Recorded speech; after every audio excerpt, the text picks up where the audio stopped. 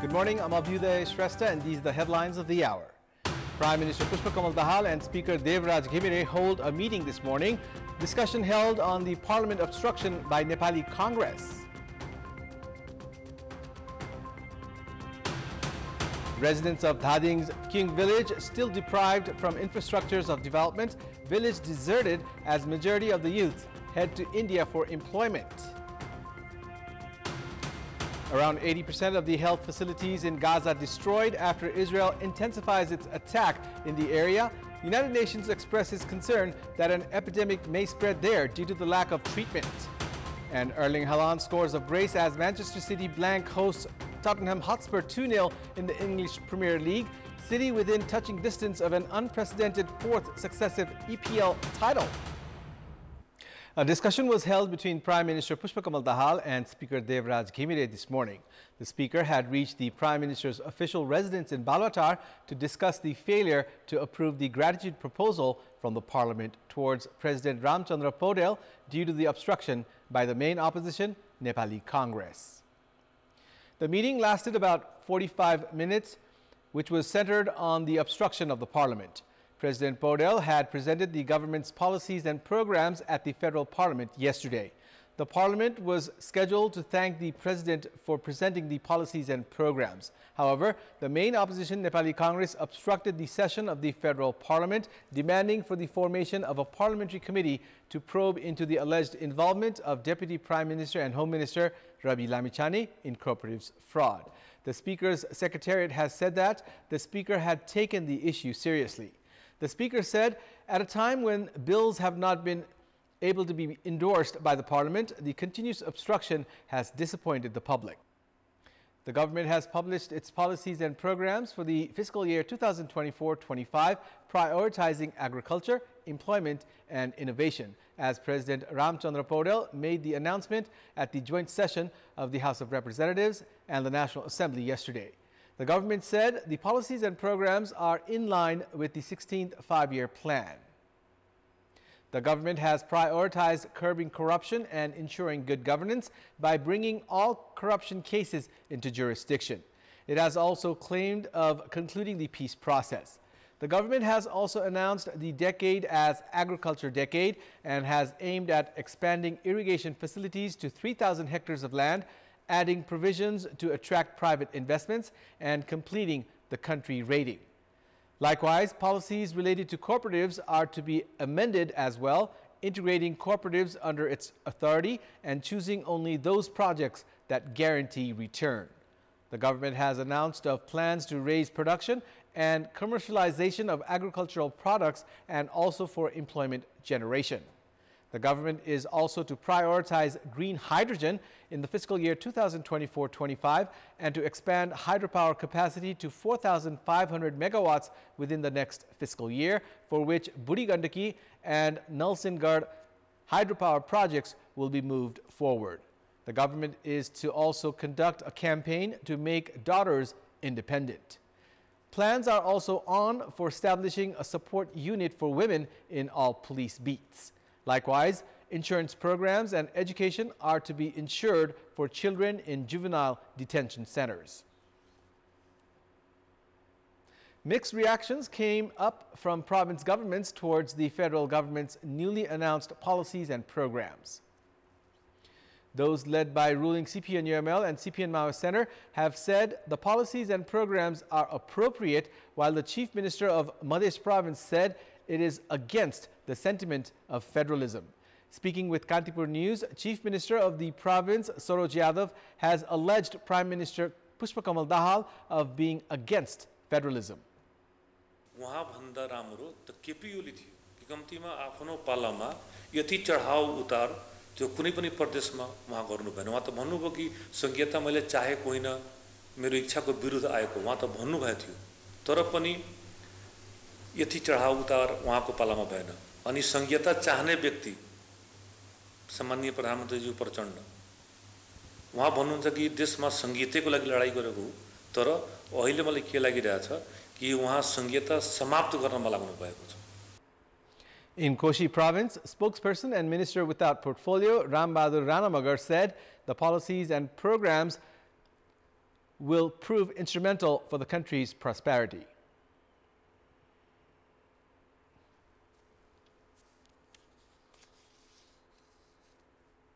सबै क्षेत्रमा सरकारले राम्रै नीतिहरूको परिकल्पना गरेको छ र यसलाई आगामी बजेटमा र यसको कार्यान्वयनमा सबै पक्षलाई मिलाएर लग्यो भने यो सफल होला भन्ने ठान्छु।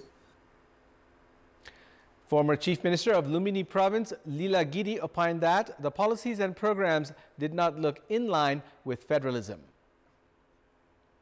नीति कार्यक्रमले संघीयताको मर्मलाई बोकेर प्रदेश र स्थानीय तहलाई सँगै लगेर यो मुलुक सञ्चालन गर्ने कुरामा सम्बोधन गरेको मलाई लागेन।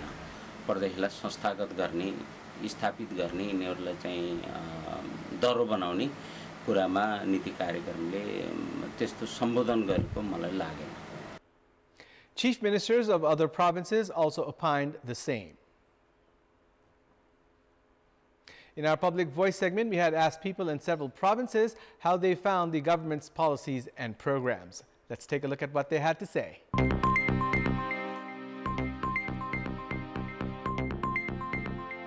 नीति तथा कार्यक्रम प्रस्तुत गर्नु मात्रै ठुलो कुरा होइन, नीति तथा कार्यक्रममा भएका चीजहरूलाई कार्यान्वयन पाटो कतिको सशक्त रूपले जान्छ भन्ने कुराले महत्त्वपूर्ण भूमिका खेल्छ। युवाहरूलाई जब हामीले हाम्रो देशमा रोक्न सक्दैनौँ तबसम्म अर्थतन्त्र सुध्रिन सक्दैन भन्ने लाग्छ र त्यस्ता खालका योजनाहरू बनाइएको चाहिँ पाइएन। लागू भएको पाइँदैन, खास गरी कागजमा मात्रै सीमित हुँदै आएको छ र यस वर्षको नीति तथा कार्यक्रम पनि त्यस्तै हुने हो कि भन्ने शंका छ। खास गरेर नेपालको सामाजिक आर्थिक परिवर्तन चाहिँ नि गर्न सकेको छैन।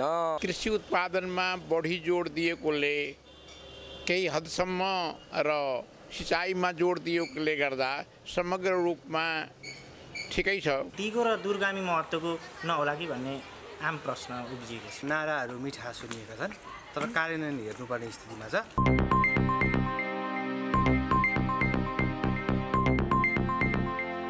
It's time now for our segment Public Pulse, where you text us with your opinion. Public Pulse. Here's the question. Why has the issue of investigation on corporate fraud become complicated? Your options are A, due to self-interest, B, fear of leaders being dragged into the controversy, and C, failure to understand the victim's plight. The voting is on. Type NEWS, select your option A, B, or C, and send it to 34001 to share your opinion with us. Roads are considered pillars of development. All kinds of development are almost impossible until easy access to road is ensured. In recent years of federalism, roads have been expanded to many corners of the nation. However, there still is a settlement in Dhading, the neighboring district to the country's capital, that lacks road connectivity. Due to this, people there have been deprived of basic services. It takes an entire day on foot to reach Kyung village, that is at a distance of 45 kilometers from the district headquarters, Dading Besi. Limited food grains can be produced there, which is sufficient for only 2 to 3 months. The local residents are compelled to seek employment opportunities in neighboring India for at least 6 months every year. The population of the village, that has 4 settlements, is around 500. However, the place has been deserted as majority of them have gone to India for employment. Education up to primary level has been facilitated. However, if students wish to pursue higher education, they are compelled to leave the village. People face difficulty in reaching from one settlement to another during the monsoon season amid the absence of suspension bridges. The local level, meanwhile, has been hoping for support from the provincial and federal governments in this regard.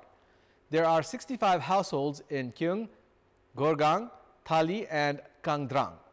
The locals are compelled to carry loads of consumable goods, including salt, oil, lentils, and rice, on their backs, as the roads are unfit even for horses. They have continued to abandon their homes from mid-March, seeking employment opportunities in India, and return in mid-August and September. It's time now for the international updates.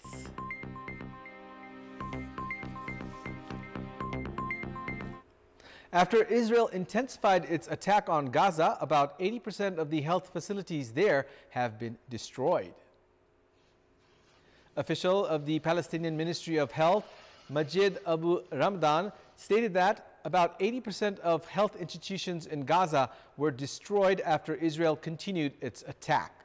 The United Nations has said that only 11 of the 36 hospitals in Gaza are providing partial treatment. In addition, the United Nations has expressed concern that an epidemic may spread there due to the lack of treatment. UN spokesperson Farah Hab has taken the initiative to expand access to emergency services, which is against the human rights of denying Palestinians health services.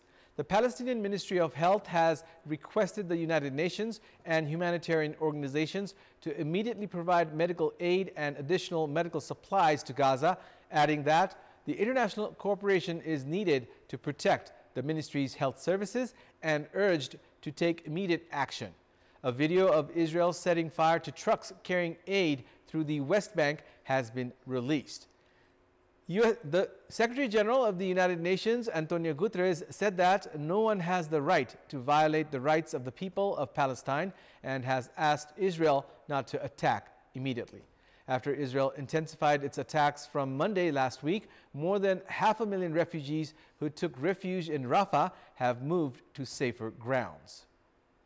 A bus carrying farm laborers in northern Florida collided with a pickup truck yesterday, killing at least 8 people and critically injuring 8 others.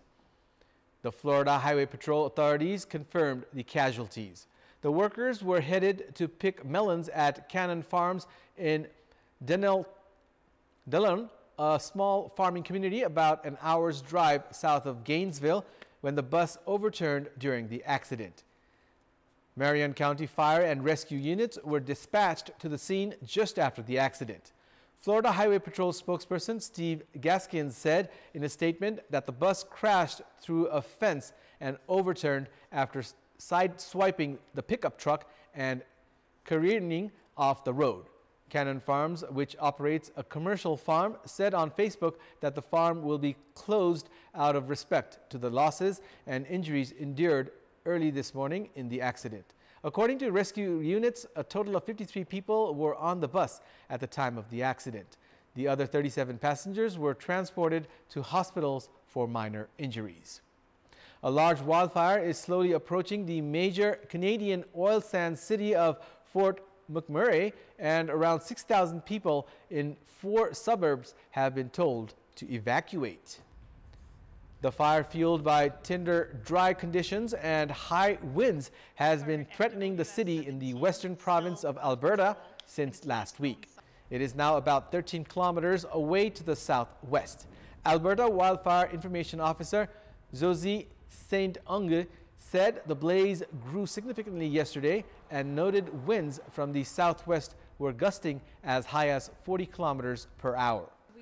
The officials have said that the fire has grown in size and more than 10,000 hectares of land has been affected by the fire. Nobel Prize-winning Canadian writer Alice Munro, whose exquisitely crafted tales of loves, ambitions, and travails of small-town women in her native land made her a globally acclaimed master of the short story, has died at the age of 92. Munro had died at her home in Port Hope, Ontario, said Christian Cochrane, Chief Executive Officer of publisher McClelland and Stewart. Munro died on Monday after suffering from dementia for at least a decade. Munro published more than a dozen collections of short stories and was honored with the Nobel Prize in Literature in 2013. Her stories explored sex, yearning, discontent, aging, moral conflict, and other themes in rural settings with which she was intimately familiar, villages and farms in the Canadian province of Ontario. She was adept at fully developing complex characters within the limited pages of a short story. Before wrapping up, here's a look at the top stories once again. Prime Minister Pushpakamal Dahal and Speaker Devraj Ghimire hold a meeting this morning. Discussion held on the parliament obstruction by Nepali Congress. Residents of Thading's Kyung village still deprived from infrastructures of development. Village deserted as majority of the youth head to India for employment. Around 80% of the health facilities in Gaza destroyed after Israel intensifies its attack in the area. United Nations expresses concern that an epidemic may spread there due to the lack of treatment. And Erling Haaland scores a brace as Manchester City blank hosts Tottenham Hotspur 2-0 in the English Premier League. City within touching distance of an unprecedented fourth successive EPL title.